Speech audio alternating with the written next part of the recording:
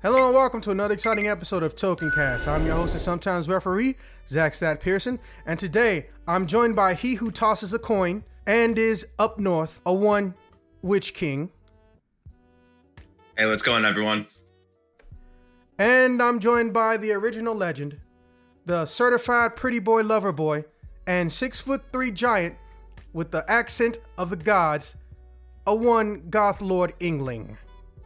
Hi, what an introduction. Am I like the only one who's under 6 foot who comes to these podcasts? Okay, to be fair, I wasn't trying to go there with it, but I do like reminding him he's basically a model. So yeah, that one was an accident. Funny you mentioned, I actually did some modeling the other day for a place. I was buying clothing there and they're like, oh my God, you look great. Here, let's take pictures of you in the clothing. Can we use this? And I'm like, sure. You fucking cool. Idiot. You just worked for free. You got played. Congratulations, you played yourself. I now get to tell people I do that. Well, you can't say you did it professionally if you didn't get paid. Anyways, all right, since this is your first podcast of the year and you missed 90% of last year, Ingling, you have a special decision to make this day. Number one, we can do the podcast topics here and now, or we can discuss a new episode of Life Stories, the late great Halloween special. The choice is yours. I think we should do the Life Stories one because we had one that you wanted to get around to. I mean, yeah, but we could do them in any order because, hey, they're both getting done. It's your choice. Let's do Life second. Okay. And, you know, if we got to all be somewhere, we'll just do Life tomorrow or some other day when you can get on, because you're literally in that story, and it's one of the first time it's a joint story, so I want the experience. All right, so welcome to the podcast. Because you missed it, and I know you probably didn't even pay attention to it because you know damn well you don't look at the YouTube. We rebranded, and we also picked up another distributor, and possibly one of our best distributors. And the primary reason for the rebranding was, even though we were able to book people, there was a lot of people who would automatically say no because they've decided we only discuss video games, not looking at our history of content. So we initially were going to just be Token Podcast, or Token Podcast or Token Games Podcast, but there's a Brazilian group which don't speak English, but their shit is all in English, their titles to their shit, called Token Games Podcast already. And there's also a Token Podcast, and their name also links up to this Token Podcast, but again, it's in a different country. So as a middle ground, I chose Token Cast because it's easier to book people. I've been using Podmatch and also, well, just the internet in general to book people for interviews. We just did a horror author last week. We have a short form and a long form version of that interview. So feel free to look at that at your early convenience. But that's the main reason why we changed our name. Because we don't want people to get the idea anymore that video games is all we discuss. Video games is all we talk about. It's never been that way. So yeah, that's the only thing you pretty much missed. Oh, and we finally might have a second fucking editor, which means, yay, I get to have actual free time again. And that's pretty much it. All right, let's get into them topics. And yes, Ingling, you're going the fuck first. Number one, why is racism funny to Joe Rogan? And explaining the chronic problem with people trying to hide behind invisible armor of comedy. Number two, lack of internet speed comprehension, and is there a way to fix it?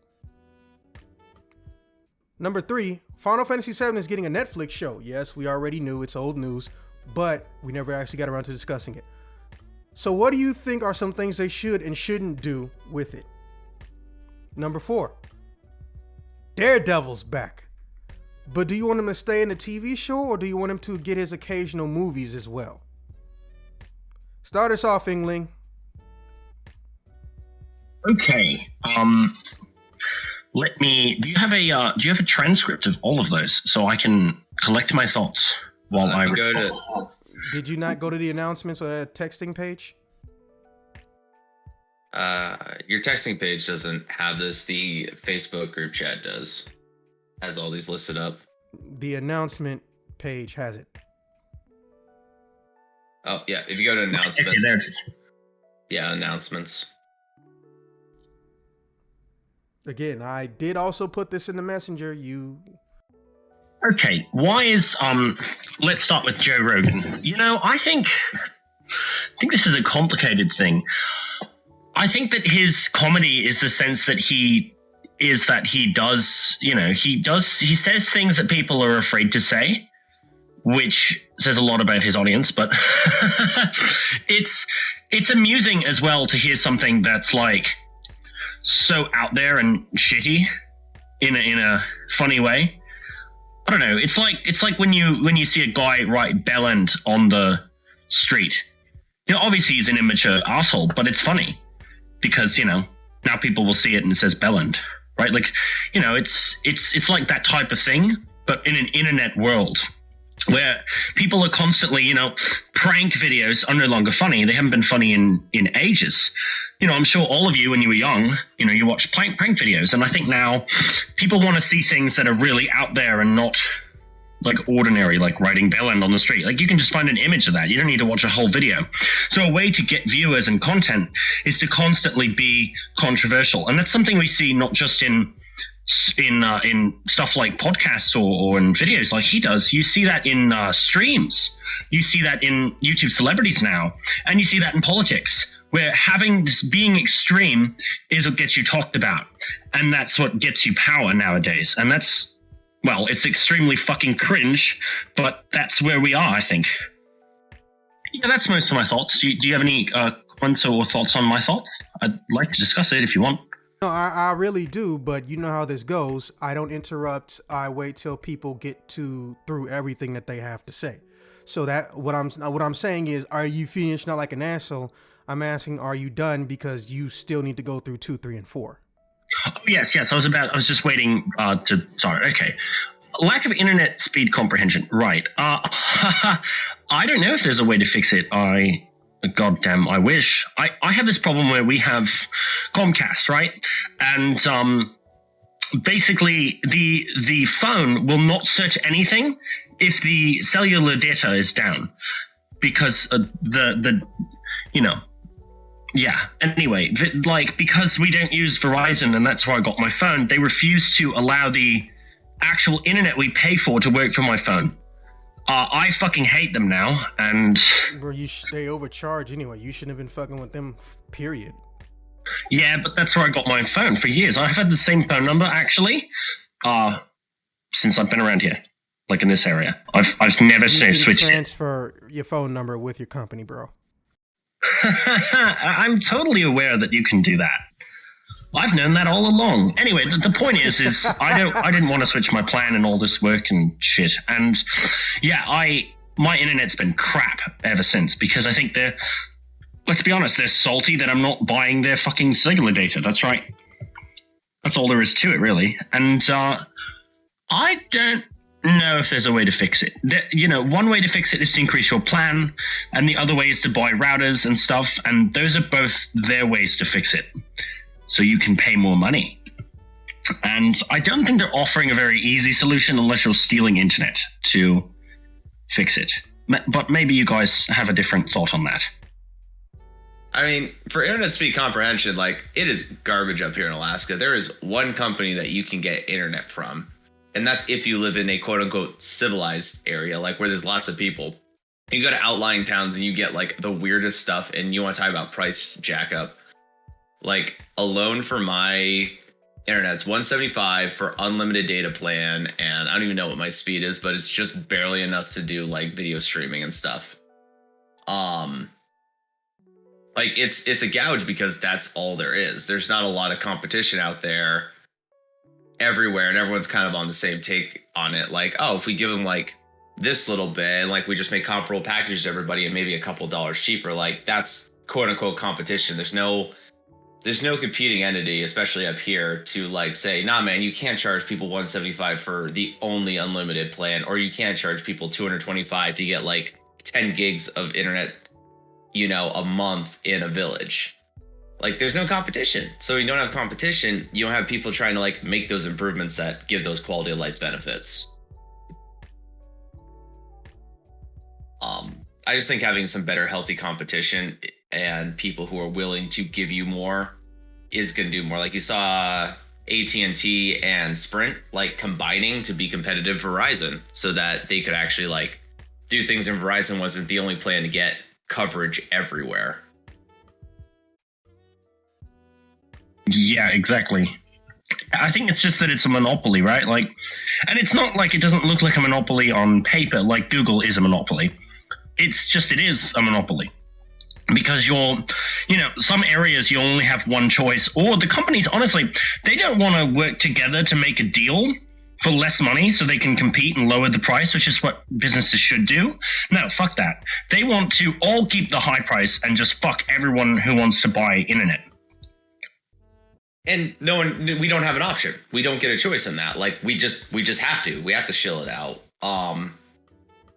And I mean, I've gotten very lucky with my phone plan, and so I can't complain about that too much, but just internet alone is ridiculous. I looked into somehow getting an unlimited data plan for not having to pay more.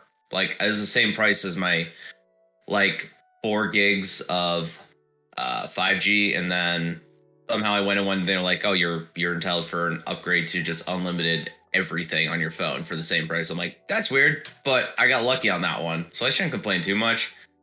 But I know other people don't get that same one, and especially not with internet. Because I've grown up in small town places my entire life. Like, I only had Verizon to choose from, otherwise I wasn't getting service anywhere. And up here in Alaska, if I leave Anchorage, I don't get cell service unless I have AT&T.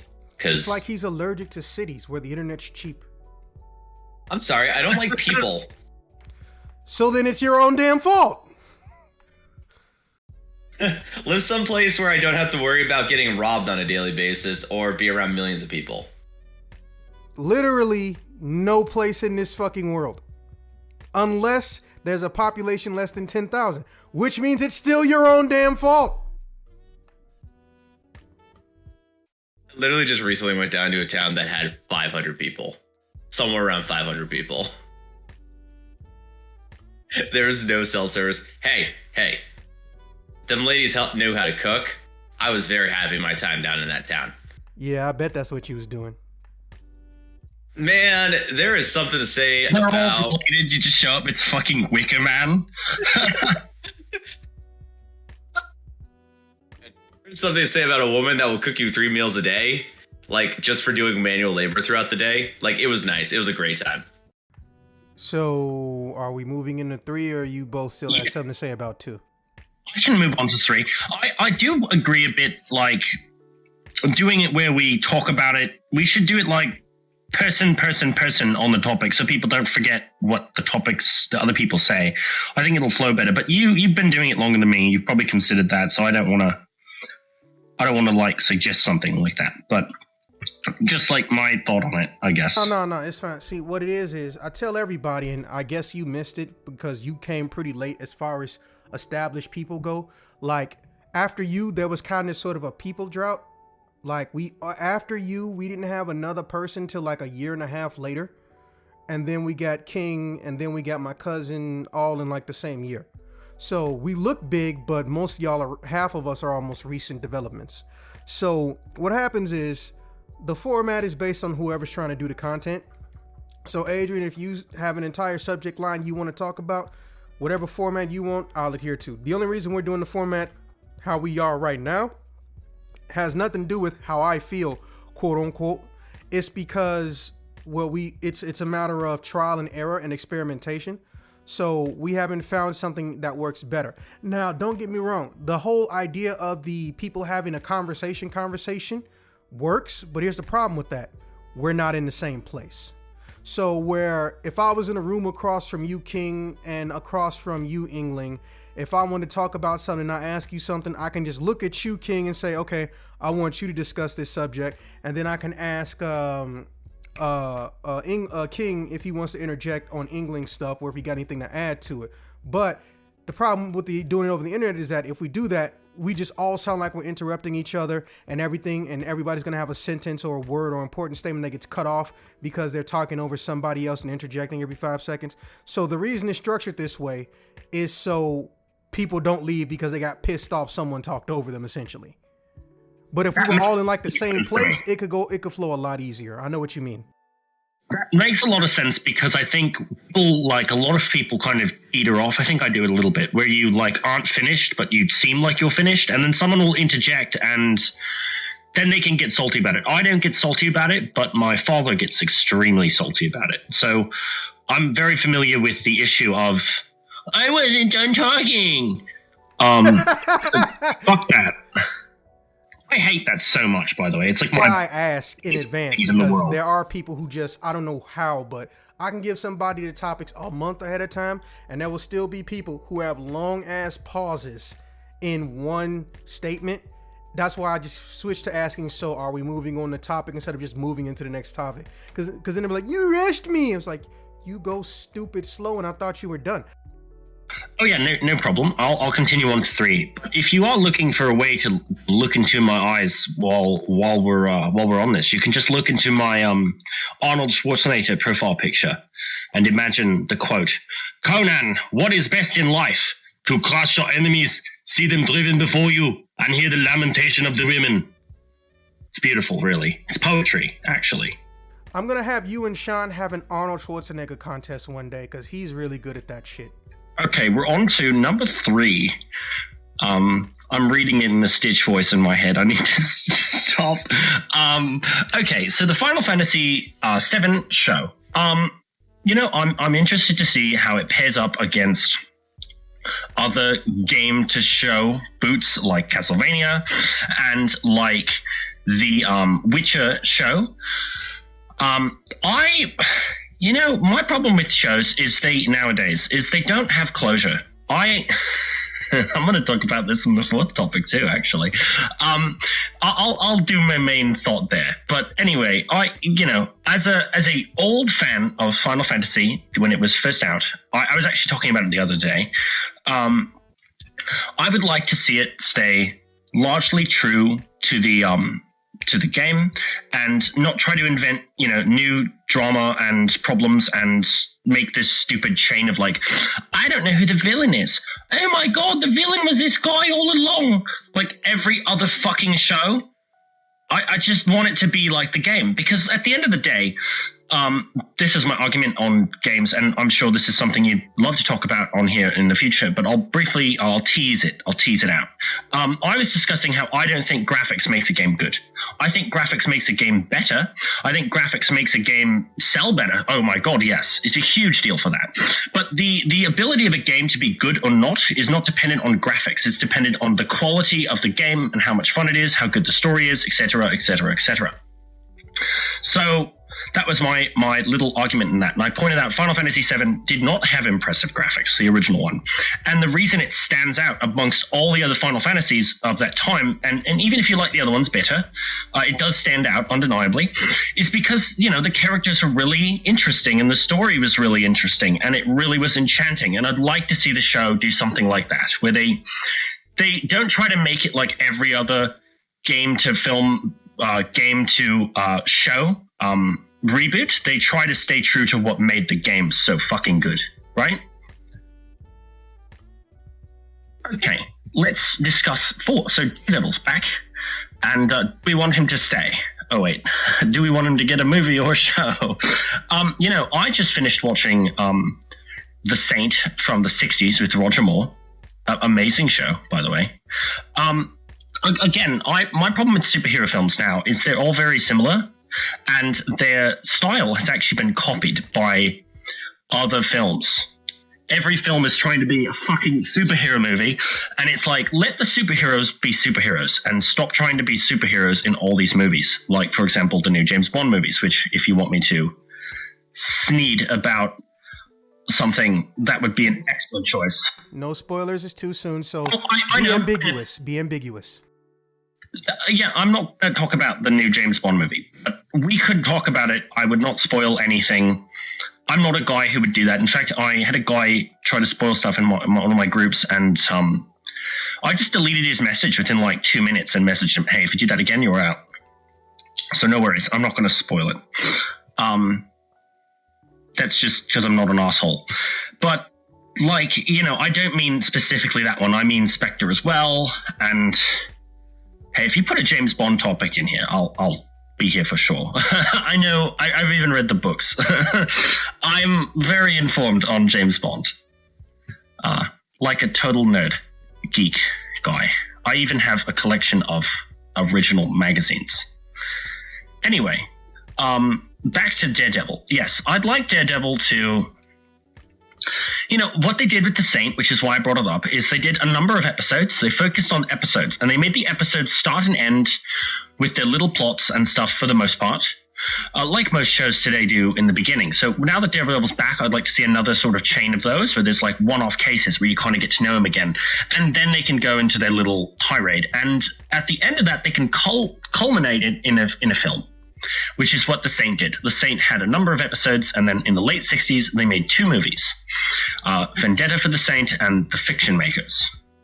So I would like to see something like that, where as the series moves through, they get a film. Yeah, that would be cool. I would tune in for that. If you rush into films too quickly, you may get a bigger audience in your show, but you'll get this weird inconsistency, and it'll just like not be clean. You know, you want it to be clean. You want to build the tension for the for the movie, right? Because you want to have that audience already there and rededicated to Daredevil. That's why you want to have him go through the same sort of motions again, because you want your audience rededicated again. Right? Exactly. Okay, that's what I have to say about that. Okay, my turn. Let me go to voice activity real quick, because I'm going to pull up what I said to fucking Whitney Cummings, of all people, who had no business saying shit. You pulled up Whitney Cummings? I what? Sorry. Nothing, I had to make the joke. I didn't even hear what you said. I said you pulled up on Whitney Cummings. How do you not? It's like a dirty name. Like, how do you not get that? It's stupid. It's no. This is an appropriate. Hey, look, I've been in the military, so when you see last names, sometimes they're funny and sometimes you've just gotten used to them. So Whitney Cummings ain't exactly a new person as far as me is concerned, so. This is a mature podcast. Yes, I don't think you Mature keep adult podcast. Did say pulled up. I don't know. Okay. Wouldn't have bothered otherwise. Okay, so yeah, first and foremost, I'm gonna just tell the audience so they don't have to waste time clicking things, or like someone would even put it up on YouTube without it being demonetized. All right, so long story short, one of the many times Joe Rogan has done something profoundly racist on his podcast was exposed. And for those who aren't aware or the uninitiated, everyone knows, or at least in North America, that one of the most common ways of racists to insult the African American or the African in general is to, I shit you not, compare them to other mammals of the primate and ape variety. So when a movie like Rise of the Planet of the Apes came out, oh my God, did racists fall in love with that movie. Because they spent months, if not that full entire fucking year of its release, comparing African Americans to anything in those movies involving primates, chimps, and any other form of a monkey. Because, well, if there's one thing a racist's favorite thing is, it's being racist. So, one day Joe Rogan was going to see Rise of the Planet of the Apes with his friend. And he said, hey, what type of area are we going to see it in? And he stated, oh, I went to go see Rise of the Planet of the Apes around apes. Now, at this point, he starts giggling and laughing about the shit. And again, this is just me abridging it. If you want the full video, best believe every part of the fucking internet knows about it and has it. Okay? This is on top of him already coming under shit for literally lying for close to a full year about any and everything involving the fucking COVID shit. Right? Because contrary to the bullshit belief of, what is it? Oh yeah, any publicity is good publicity. That is genuinely a fucking lie. However, a bunch of people stepped in to defend him who didn't even fucking listen to what he said / did and then rescinded it.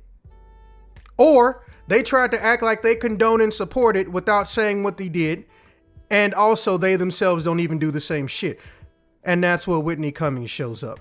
Now, I'm not going to go through what every celebrity who temporarily backed him then pulled out did, or the celebrities who said, okay, I don't believe he's a racist, but he was wrong for saying what he did. But I'm going to just go on what Whitney Cummings said, and this is where the issue comes in, because the problem with arrogant people is that they never don't think they're right.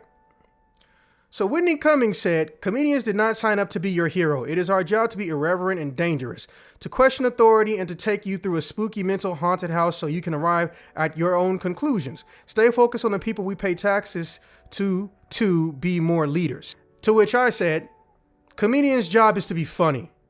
Joe Rogan's racist statements failed to do the job for his audience.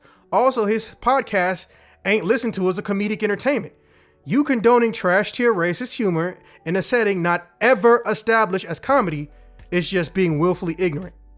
Also, I'm very curious, Whitney Cummings, if you make the same statement when a comedian makes a rape joke, because apparently too many hypocrites can't make their mind up.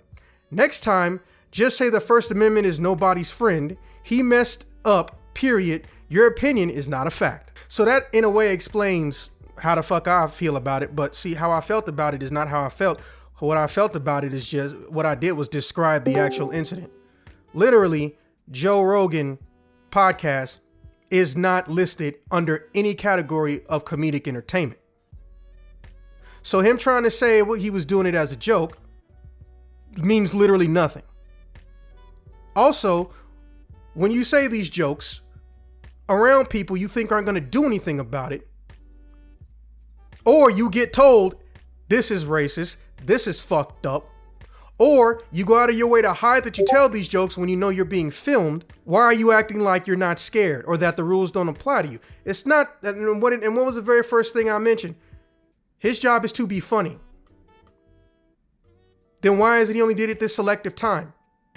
Why did he go back and his entire podcast sweep through and his producers, because Joe Rogan does not edit and manage his own shit.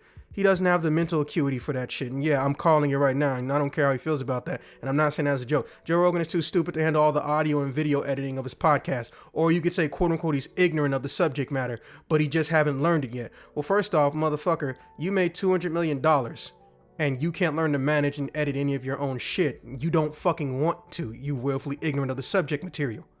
But my point is that without being told to or demanded to by Spotify, who had no way of going through all of his shit because he's been doing this for a long time, and you would need to devote at least 100 people a whole entire month and pay them to listen to everything he said, he went and deleted 70 other podcasts of his own discretion. Why do you think that was? Because he said fucked up shit and he doesn't like that he lost money. So he doesn't want to risk losing more money. It's not about the right and the wrong, or he should be allowed to say a joke. No one said that he can't make a joke. No one, technically, there are people that will say you can't make a racist joke. But the First Amendment says you can. The problem is the people who act like there's not going to be punishments or ramifications for racist shit. Also, those same people always, and I stress this, always seem to not have an answer for it. Well, if racist shit is okay as a joke, if you say it as a joke, why is it that you only target one single fucking minority group? With the exception of Carlos Mencia, the world's dumbest fake Mexican. He's not Mexican, just in case anyone's wondering. He's actually Honduran. There's practically been no comedian who's going out of their way to target anybody of any minority, with the exception of the LGBT and African Americans. I've yet to ever have a conversation or a random text message or a phone call with one of my white friends and say, hey, how come I can't say the Mexican B word? How come I can't say this fucked up word about Puerto Ricans, which I'm not going to bring up? It's always about, hey, at what point in time can I say nigga? He didn't do anything new. He just did something that everyone else has gotten in trouble for, and he was just the next motherfucker in line to do it because he never took it seriously. He took racism as a joke. Essentially, he trivialized racism because he didn't realize there would be ramifications for it. And he's not the first person to do it, and he won't be the last. But what disgusts me is when people jump the fuck in and try to play the, well, he's a comedian card. Okay, so if he's a comedian and he made a joke that a vast majority of his audience don't find funny and he lost money because of it, then he sucked at telling that joke. I'm not telling him to apologize for the joke. And I will tell you, well, I guess it was a long time. For the time that I was a comedian, I honestly was terrified for the first 5 seconds when I get on the stage because someone reminded me I've never been booed off a stage. That's the worst situation I've ever had to deal with. And of course, I talk shit about a celebrity and somebody wants to come up to me after I'm done and tell me why their celebrity is untouchable and some shit like that. Ironically, I've somehow avoided the whole entire Taylor Swift clan. But to be fair, Taylor Swift is the gift that keeps on giving. It's the only dead horse you can beat because every so often it opens its eyes and starts moving around. It's never truly dead. He fucked up. And he didn't care that he fucked up until he realized, oh shit, I'm losing money. Because Spotify has confirmed, and the CEO of Spotify confirmed, they did not tell him to go and get rid of his old podcast. He removed 70 of them. They were unaware that he did it. Then he also got the shit rock because Spotify temporarily closed, and this is before that, they temporarily closed their unsubscribe button because Joe Rogan caused the biggest unsubscribe event in the company's entire history. Neil Young has a lot of fans. Joe Rogan has some fans. Neil Young has international fans. But he wasn't even the only person. 3 more artists followed too. The man is a genuine hypocrite. Because I promise you, if somebody sat there and shit talked his whole entire fucking family, his immediate family, every single fucking day, I promise you, he wouldn't say, oh, well, hey, they're allowed to do that. It's just a joke. Calm down, everybody. And the main reason is because there's no way to hit back at him. If he said it to me, hey, I've met plenty of people bigger than me that think it's okay to be racist because the minorities they do it around are smaller than them. And I tell people, did you notice that they never want to try it around somebody who says anything to them? Fun fact, almost all tasers on Amazon are less than $40. I've had quite a few for quite some time. As far as I'm concerned, Joe Rogan had this coming. Because he never wanted to own up to it, and the only reason he's doing so now is because he's losing money. And that's fucked up. He's not doing it because it's the right thing to do. He's doing it because, no, my wallet. And I'm not going to feel bad for a dude who claims he's a Democrat. He wants people to pay their fair share of taxes, but then goes on his podcast and say, and I quote, I have fuck you money. Literally, that's what he said. I have fuck you money after he got that $200 million deal with Spotify. Moving on to number 2. All right, okay. So this ties in to a very, very specific fucking hilarious issue I think I told half of y'all about. Deathclaw, I know you didn't hear about this, but this shit is gonna blow your fucking mind and it annoys me. All right, so who here knows what a category 5 cable is? I do. Oh, sweet. All right, so England doesn't. All right, so a category 5 cable is a cable that has a set internet speed, and anytime the speeds increase, they change the category number if it's a dramatic increase. Every single, and I stress this, every single Ethernet cable that you can get from a traditional store, the big box stores, Best Buy, Walmart, Target, all them hoes, they're category 5. Did you know category 5 has been obsolete for almost 12 years?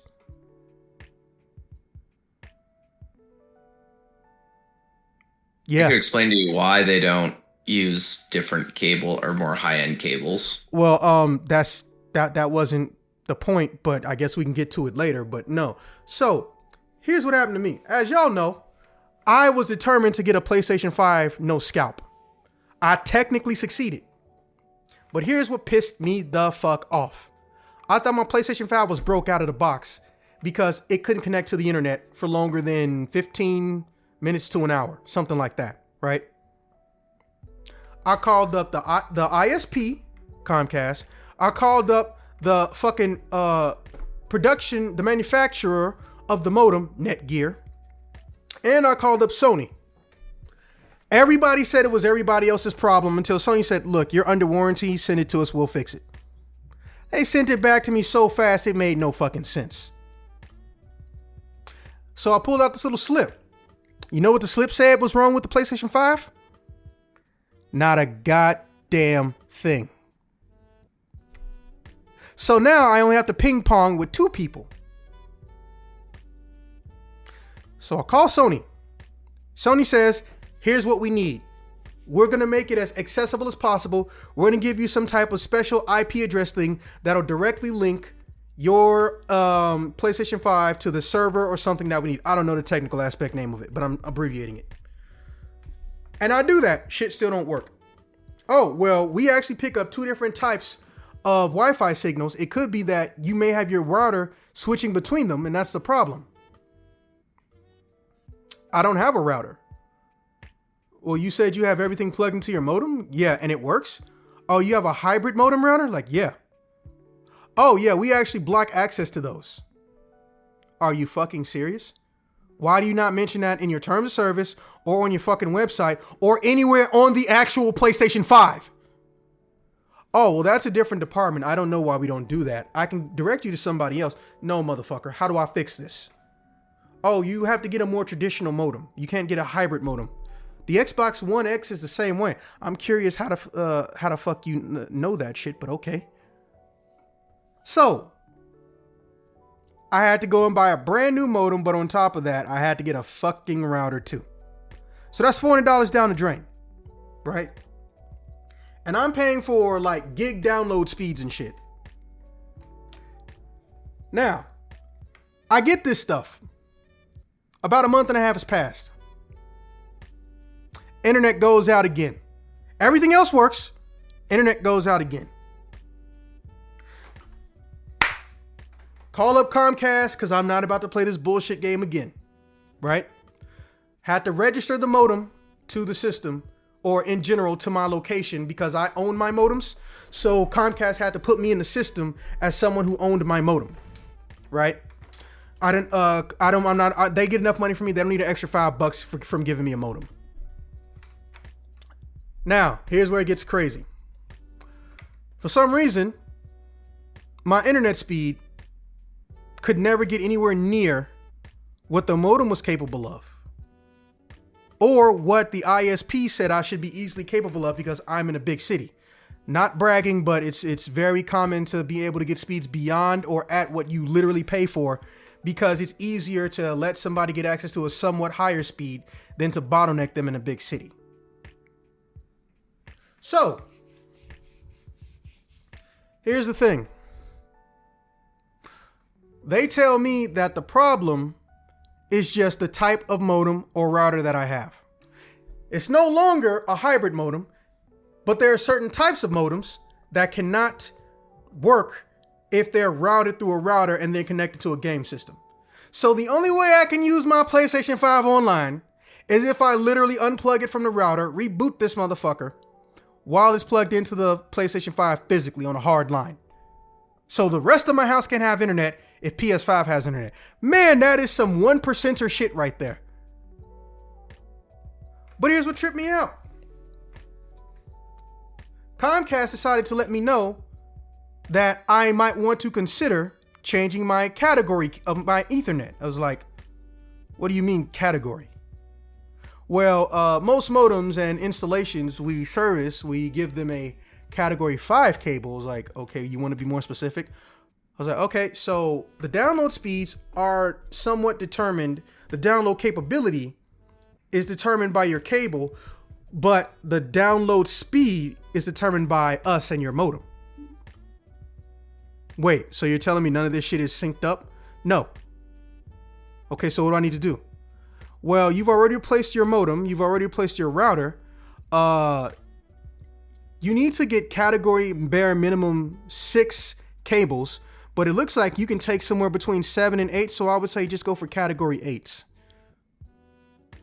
Why didn't you guys give me those? It was like, well, to be fair, you didn't get a modem from us. Like, no, but the dude offered to leave me cables and he made a Ethernet cable directly in front of me just because I told him I wanted to see what it looked like when you make the cable. You have spools full of truck spools full of Ethernet category 5, but you don't carry 8s? No, we actually don't in the for home services. I was like, but you're saying that you will give us a modem capable of a speed that the cable can't allow us to experience, and you'll still charge us for that speed without being able to access it because of the cable. Yes. I'm going to assume that's legal on a technicality, but let me ask you something. My modem, my internet speed, am I capable of receiving it through my Ethernet? Hold on, let me check. Oh, no. So you're telling me for literally half of a fucking year, Comcast, before the PlayStation 5 was even involved, you're telling me for half a year, I've been paying you guys for an internet speed that you know I cannot fucking access. Well, we don't control what cables you buy. I didn't actually buy the cable. What did I just say? You guys gave me the cable and I never changed it out. Oh. Would you be interested in discussing a different plan? I just like how they're acting like they're not the asshole in this and they're trying to like help me help myself when they're the ones who gave me the fucking problem. Because I'm not even like paraphrasing shit. This is verbatim the entire conversation. So I told them, I was like, look, I'm going to buy a category 8 cable. What plan can I use? I'm in Illinois. I'm still under the crisis internet subsidy program. So my internet's going to be $30 off or whatever you charge me. So yeah, all things totaled, I spent about, and this is including the 6 months, I spent close to $878. $878 before taxes on increasing my speed. When really, if they hadn't been a bullshit piece of shit, I could have only spent $45 a month. So that's really what prompted this question. Now, as far as answering the question, lack of internet speed comprehension, and is there a way to fix it? That's very simple. I'm going to tell you point blank verbatim. Point blank verbatim. It's very easy to fix. The problem is, for some dumbass reason, these providers are not mentioning this. And it doesn't make any sense. Because here's the thing. We already know Netflix played the bottleneck game. We already know Comcast played the bottleneck game. AT&T played the bottleneck game. Basically, with the exception of T-Mobile and Verizon, everybody got caught playing the bottleneck game. This doesn't affect that. This affects the speed that they're paying for. This affects if someone's going to switch to a different provider. If I'm paying Comcast for, I don't know, 800 megabytes of download speed, but I've never gotten past 400. And I go to AT&T because even though they say they're going to give me 800, I actually get closer to it, 700, 750, blah, blah, blah, blah, blah. And all I have to do is get a cable that does not even cost $10 fucking dollars to keep my customer. I'm going to fucking do it. All they have to do is tell the same shit that they tell those people when new cell phones come out. Let the customers know, hey, Ethernet category 8 is a thing. Here are some cables we got in the store. Would you like to buy them from us?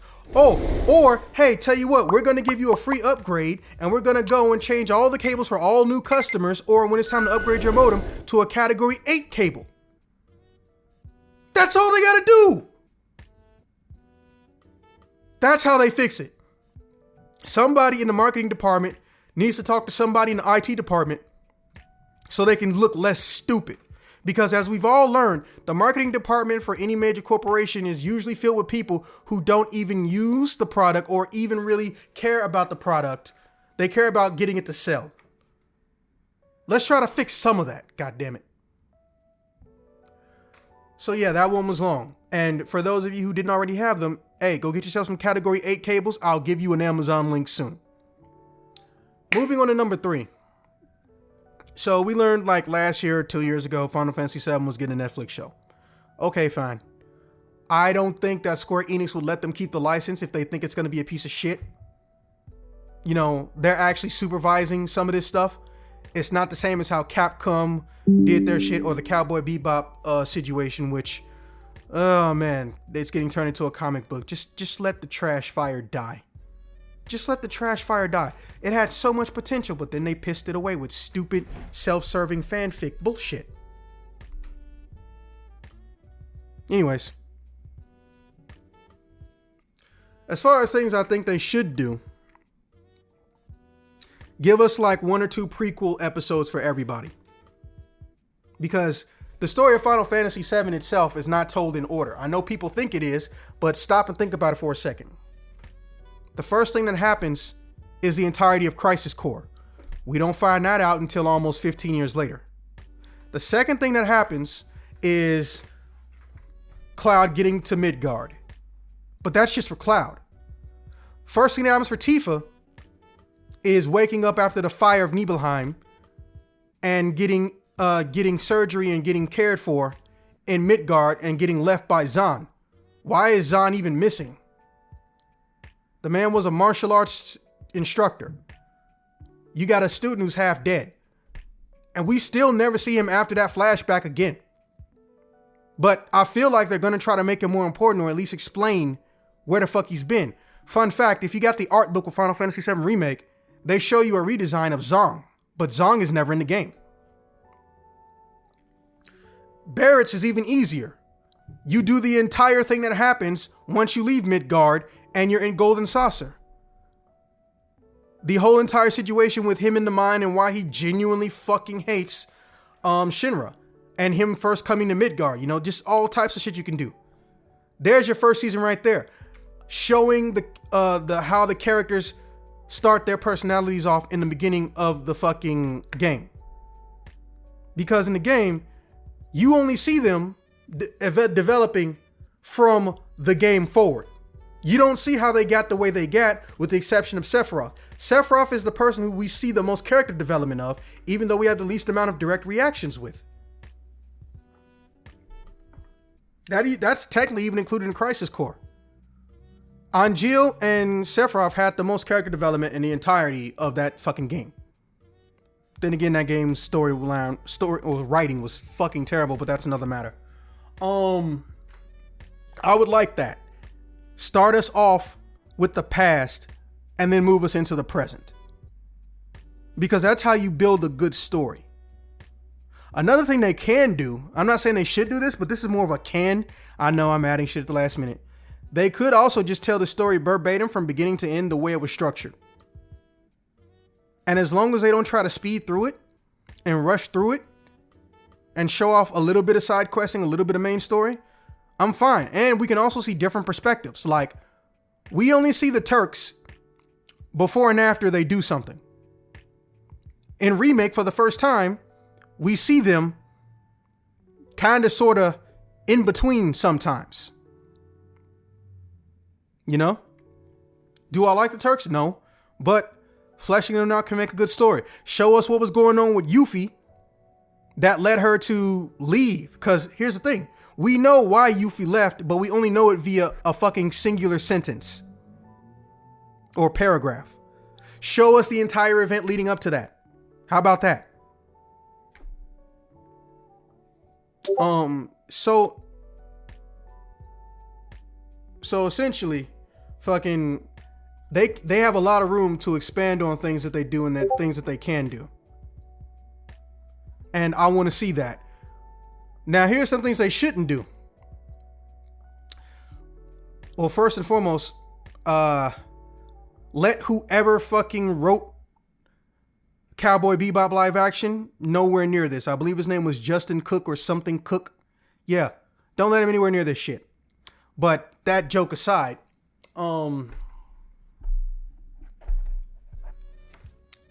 they should not make the characters look like a generic cliche anime. What I mean is, the characters have an established face, for lack of a better term. They've never not had full list of physical features, meaning they have a fucking nose. I want them to have, even if I don't care if it's CG, or I don't care if it's 2D. I don't want the character designs to excessively deviate to accommodate a stereotype.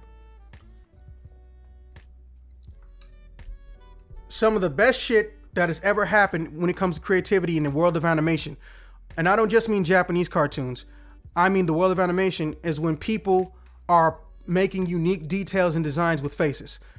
Attack on Titan, we all know. You can recognize an Attack on Titan type character almost immediately. They have a fucking nose and a real chin. And in the case of fucking, what's another good one? Well, Dragon Ball is a little bit of its own mixed bag of shit, because sometimes they have good animators, sometimes they have bad animators, and they don't care. Their excuses, well, we can fix it in the Blu-ray. That type of bullshit. Anyways, they also should not, and I stress this, they should not try to focus on characters who are not primary to the original series. I'm telling you right now, I acknowledge and I accept that Genesis, Angel, Lazard, I think that's his name, or Lazarus, I don't know his name. Those people, let them exist. Maybe have them in a flashback or half of an episode. I don't want the story centering around the people that I don't get to fucking play. That means you can have episodes devoted to Cloud, Tifa, Aerith, Barrett, Sephiroth, Revis. Not really catchy because it's a robot. Revis, Sephiroth, Vincent, Yuffie, Aerith.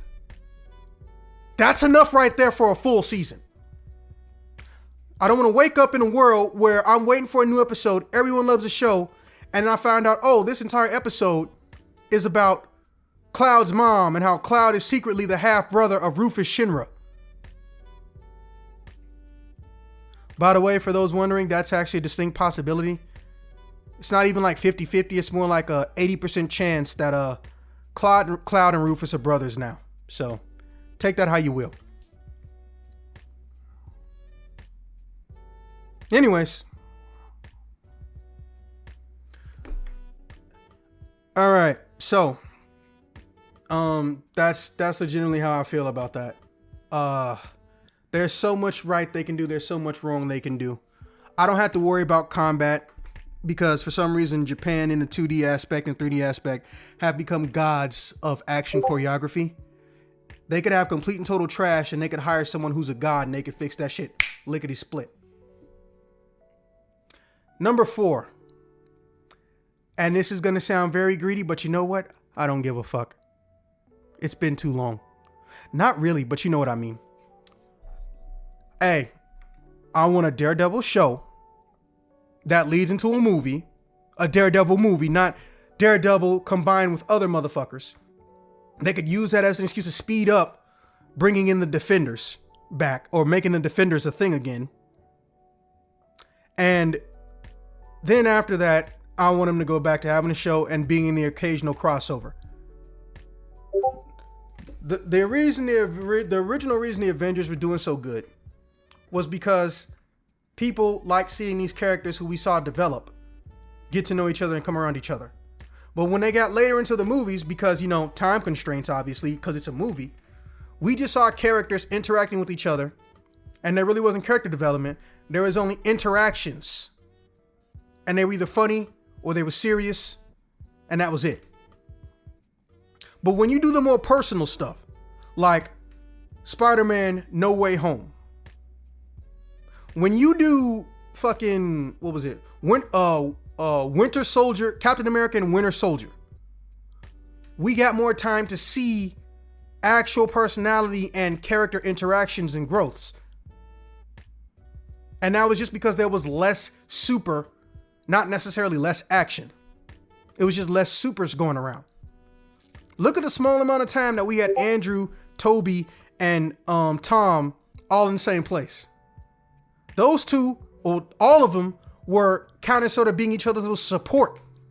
They were helping each other go into character development and stopping each other from doing bad things. I shit you not, every time I see Toby on that screen, oh, I had to fight back some tears. I miss Toby. I don't hate Andrew, but I miss Toby. Hate those movies though, but I miss Toby.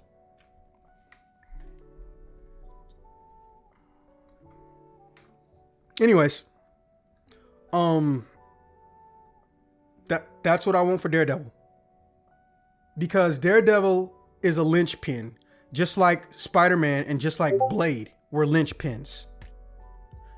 When they showed up, okay, Adrian, would you like to put all of that in the pick dump section?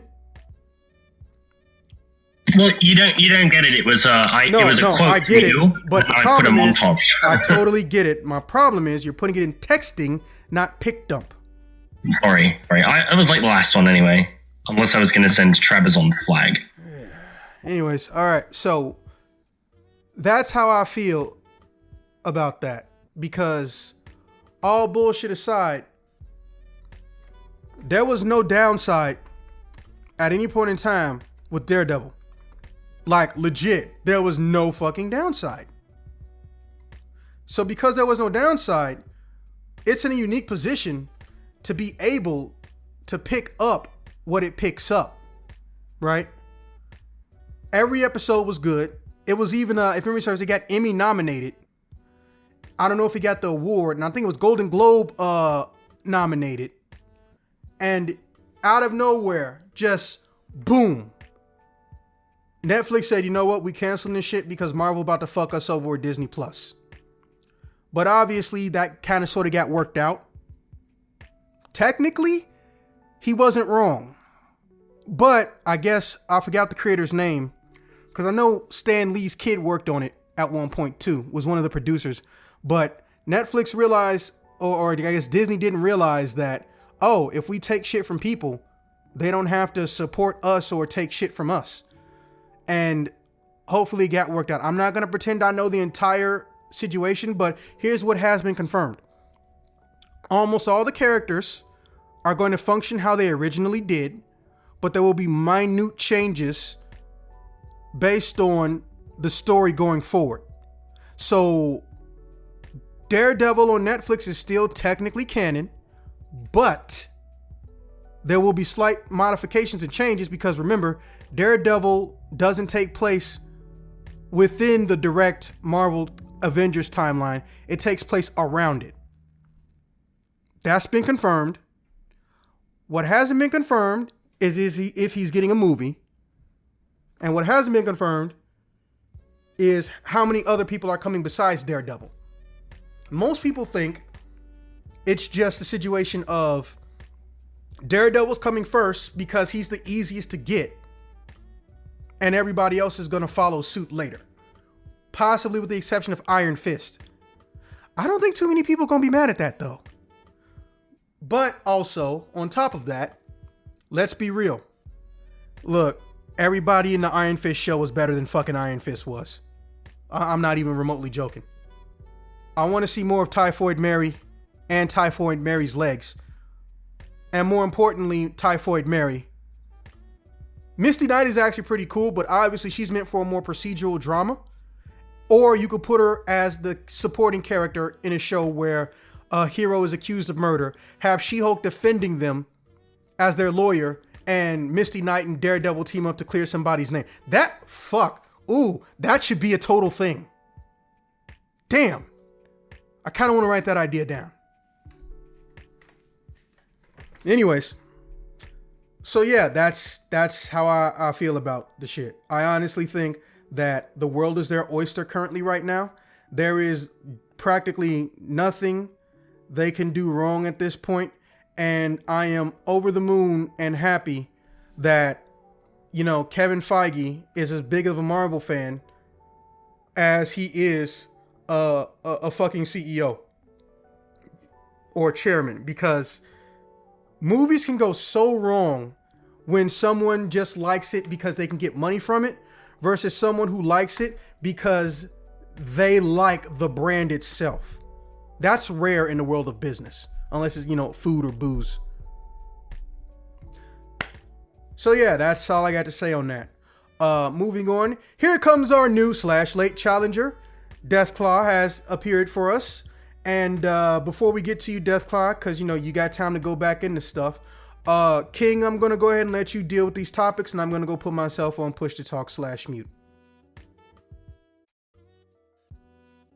Hey, thank you. Going back to the Joe Rogan thing, clearly he was doing, the shit he was doing is wrong. Racism's not okay. I know from his content that, he's the type that pushes the boundaries of things and is trying to push those conventional the nowadays thoughts of stuff is like everything you say is racist. Everything you say, these conceptions you have societally aren't always actually how it is. And I can appreciate somebody, and again, I'm not defending him for the things he did. Like, say, going to see Planet of the Apes and saying that he's going to go view them with other apes is totally okay. And obviously removing 70 videos, clearly saw something was wrong, financially or not. Like, clearly he was doing something wrong that was inappropriate and that need to be addressed. So not defending him on that aspect, but I do like the idea of anybody who's going to try to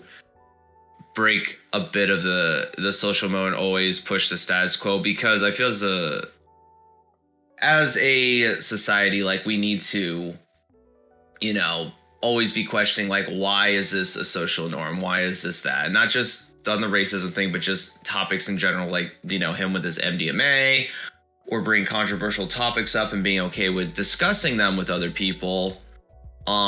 I think it's important to have those conversations about pushing the status quo, but the issue does come in when you do things that aren't pushing a status quo and are just wrong. Like, it's a very fine line you have to walk where you're pushing the status and questioning it, but also not going back, not backstepping history or perpetuating a toxic culture to it. Like, I always have any conversation with anybody about, words or philosophical believings or religion and stuff or politics.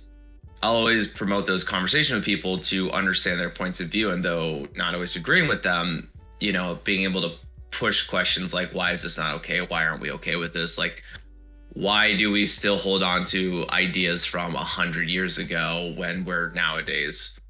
So I can see where his content could accidentally go towards, the racism route on some topics, but clearly with this one, it was definitely in the wrong. And I think people who want to push those, comedians or otherwise, need to be mindful of that. They're going to try pushing status quo for content or for social growth. Clearly people do a lot of this stuff for money, so I understand the aspect of it, but it doesn't mean they can't be making money while also doing things that are beneficial to society in some way, of like questioning those status quos and moving on with stuff. So I really got on that one. I haven't seen a whole lot of his content, just a lot of the hearing about stuff in videos from other people. Lack of internet comprehension, like we discussed it earlier with the, not having a lot of internet providers, not having a lot of competition, and there's like a little bit of competition, but not a lot. Cat 5 has been an industrial standard for like ever.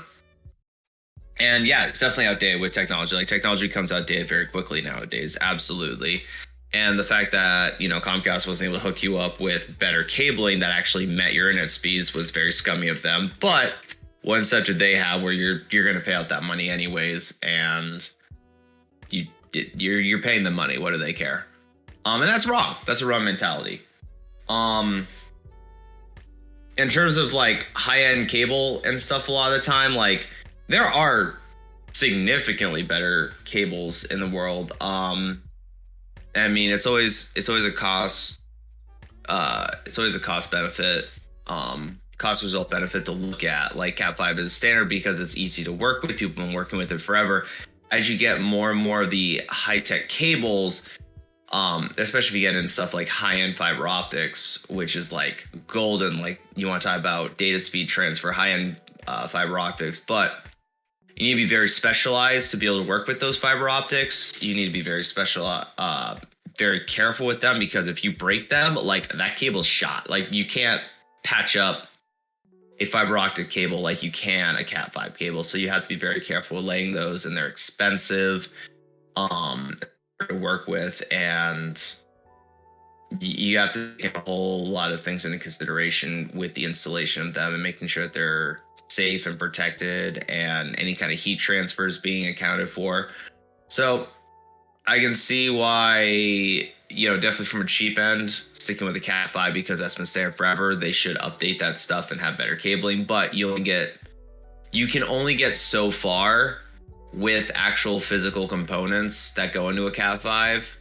before you do have to get into the high-end fiber optics to actually get the speeds that, the maximum speeds that we're able to produce nowadays and transfer. And those, again, technical expertise, and they're expensive, and you gotta be really careful with them, because if you break them, like, it's glass breaking. You literally will break glass and inside the thing, and you can't fix that. I kind of wrap in Final Fantasy VII and Daredevil into one quick thing, and that's just kind of like on the movie, the movie industry as general. They've done a whole lot of like Netflix shows, and going back to like The Witcher, bringing The Witcher up. And I was super excited for The Witcher. Not that I played any games or read the books, but it was really cool, and I heard stuff about it, and I was like, oh, there's gonna be a Netflix show. That sounds really cool.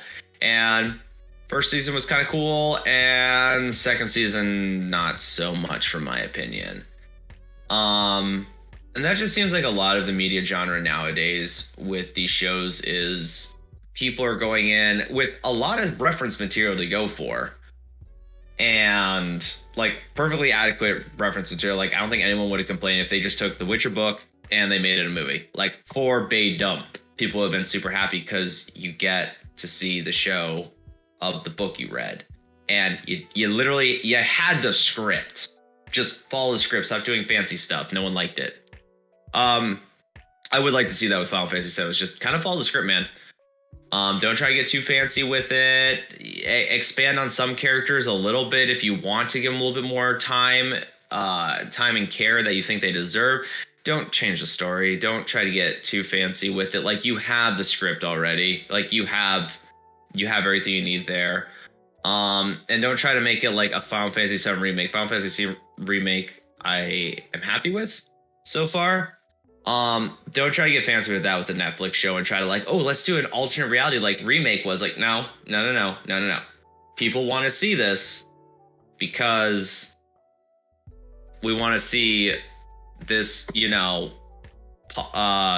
graphic Final Fantasy VII game that we love, and we want to see it on like the big screen. We want to see like a movie of it and watch all these events happen, with voice actors and animation and all the cool fight scenes that we always dreamed of, like Advent Children. Advent Children. Advent Children was amazing. And it used the same characters and could progress the story. And I think you could literally just copy and paste a storyline from the original 7 and go with it, and just make the cool fight scenes, make the cool animations. And I think that's just a lot with like writers nowadays, either trying to get too creative with something or just seemingly lazy or not knowing their audience. This kind of goes into the Daredevil thing. Like, know your audience, know what your audience wants to see. Like, you have an entire internet of resources for the people that want to watch your show. And if the director is not somebody who's like, oh, I want my vision on the screen, don't have them then. They can go do their vision somewhere else. They can do somewhere else. Make some other medium then. You want people to watch Daredevil? Make the fans happy. You want people to watch Final Fantasy VII Remake? Make them happy. Heck, I'll even go into Star Wars. You want to make the Star Wars people happy? Make a Star Wars film. Listen to the audience and what they want to see on screen, because they'll go and pay for it. And if you want to make money, do that. If you want creative freedom, go do something else. Don't mess with the established mediums that are already here. If you had named the new Star Wars trilogy anything but Star Wars, people probably would have enjoyed it, but you called it Star Wars, and that wasn't Star Wars. So don't try to get fancy or cute with this stuff coming out. Listen to your audience. I think Sonic was a great example of that, where they let spoilers out, they let leak imagery come out, and people are like, I don't like that, I don't want to go see that. And then he fixed it, and then guess what? They made a lot of money, and now they're making another one, which, even if it's bad, I'll go see. Hopefully it's not bad. They did a really good job with the first one. So that's just kind of my take on those. Just stick to the material, listen to what the audience wants to see. I'm always good with any Netflix or any kind of TV series, if they're going to go for a while, to have movies with them. Just stick to the material. Don't try to get fancy with it. Daredevil doesn't need to be in the MCU more than it needs to be. Final Fantasy VII doesn't need branching timelines and and new creation stuff. Like, there's no need, you know. Stick to material, stick to what the audience wants, and I think they'll do very well if they do those things. Yeah, that's what I got on that. Was it Deathclaw next? Yes. I reckon so. There we go. That's better, right?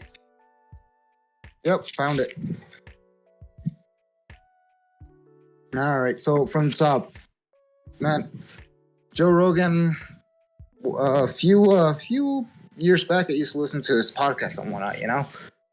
And that guy kind of gave me the same idea that Elon Musk gives me. They think they know it all. They think they're genius and all that stuff, you know. When it came to that racist comment, that was even more bullshit, you know. He thinks that his shit don't stink, trying to do some dumb shit, trying to make some racist ass joke. Like, you know, it's okay to joke. I don't mind joking. But when it comes to that type of shit, you got to think about the repercussions. You know, what's the point of trying to be this celebrity when all you're going to do is just talk shit about your audience? Which, pretty much any racist joke, that's what it's all about. And this coming knowing that, for a darn fact, majority of this podcast here is, we're minorities. Yeah, you got a Mexican and whatnot, hence in the name, token. But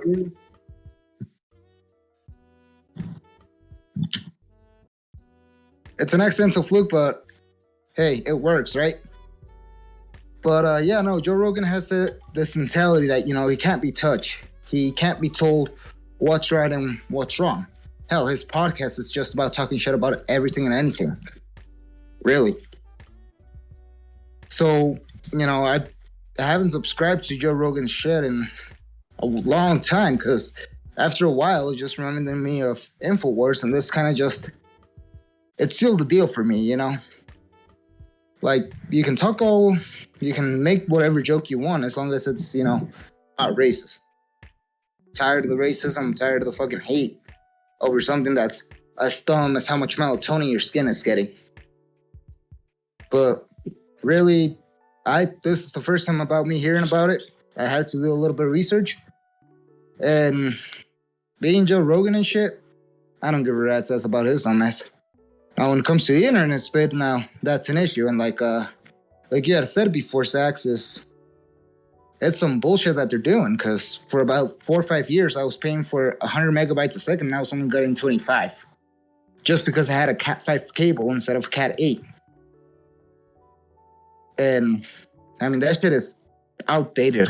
Speaking of which, let me go get everybody links to a Cat 8 cable real quick, but continue. I mean, hell, it's low voltage and whatnot, but I mean, at that point, it's extremely outdated. You're talking about like when internet was still being a thing, when you had the fucking dial-up bullshit going on, and you had that annoying noise whenever you had to start up your computer and shit.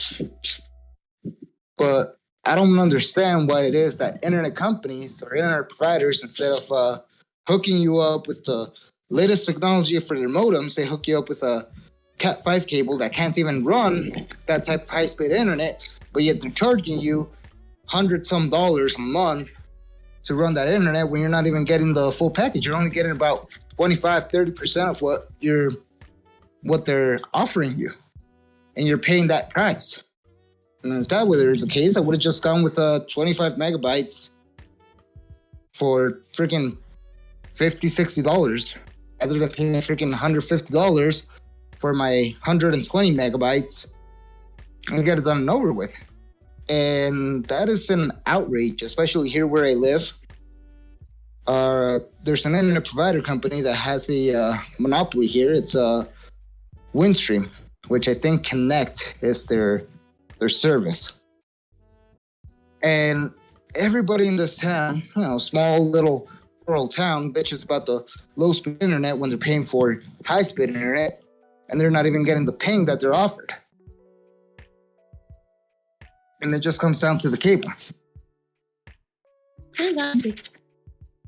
But yeah, all they got to do is just swap the cables whenever you connect the modem for your new service. Not deal with not deal with that bullshit of having to go out, drive to Best Buy, get a Cat 8 cable, and then having to plug everything back in. That's just an annoyance. Guys don't even fucking carry it.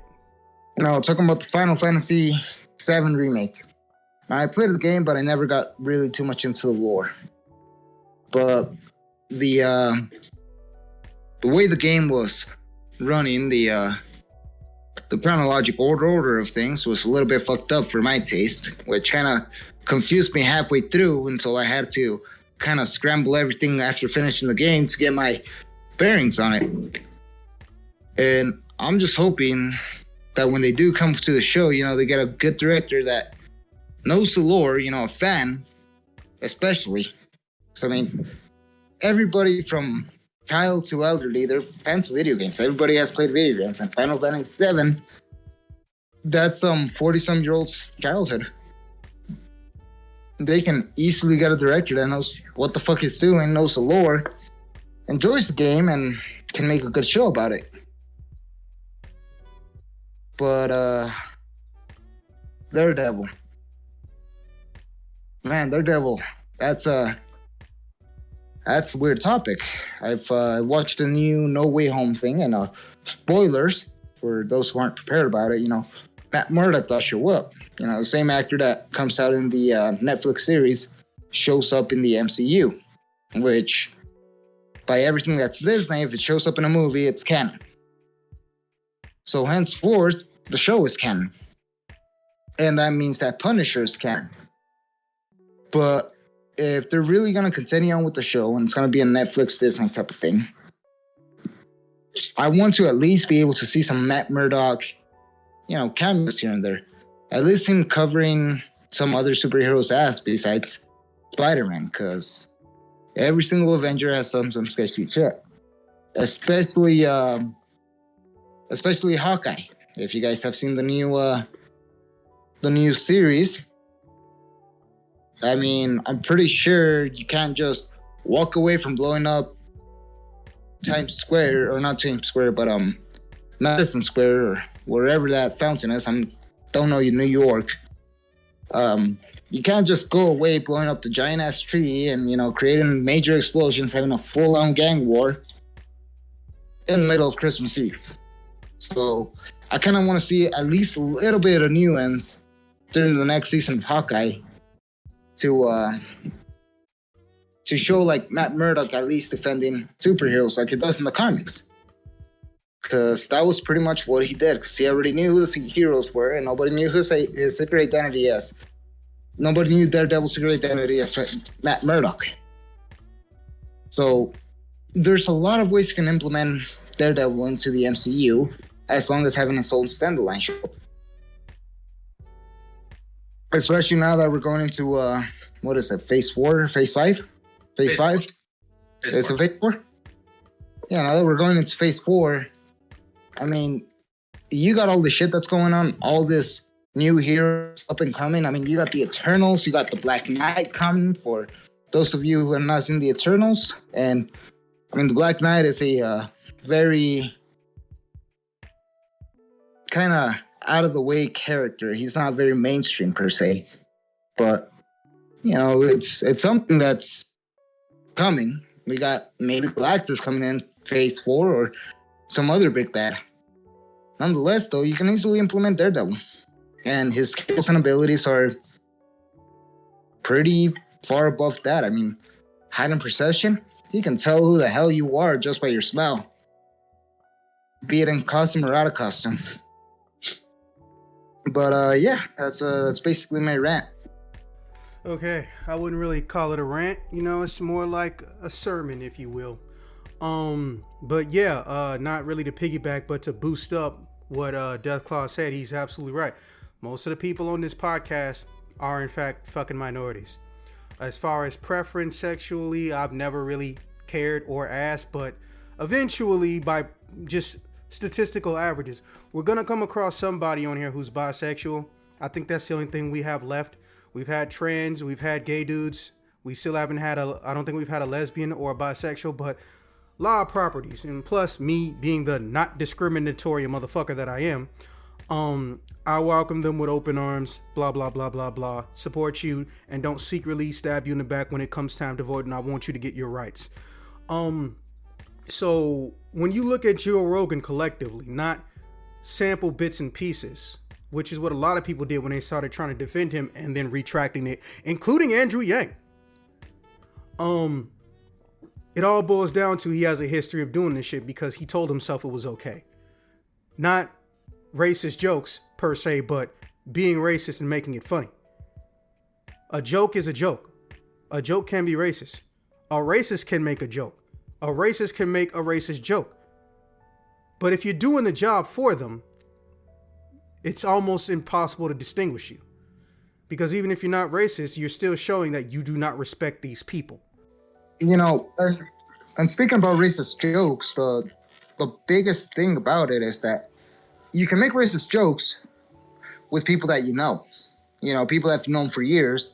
And, you know, you may be different races. Just look at Gabriel Iglesias. You remember that racist basket type of joke that they pulled on his black comedian buddy.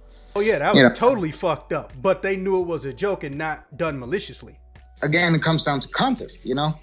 Racism is a big issue, especially nowadays. But when it comes to like racist jokes and stuff, it has to be within your inner circle. You know, people that understands that you're doing it out of comedy to kind of either give them a little bit of scare or, you know, they know that the joke's coming, but not just drop it out of the blue the way Joe Rogan did. Apparently 70 times or 71 technical times.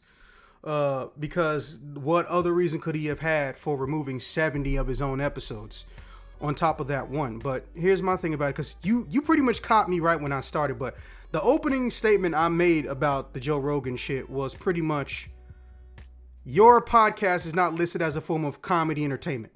It is not in a comedy category, and it has never been in a comedy category.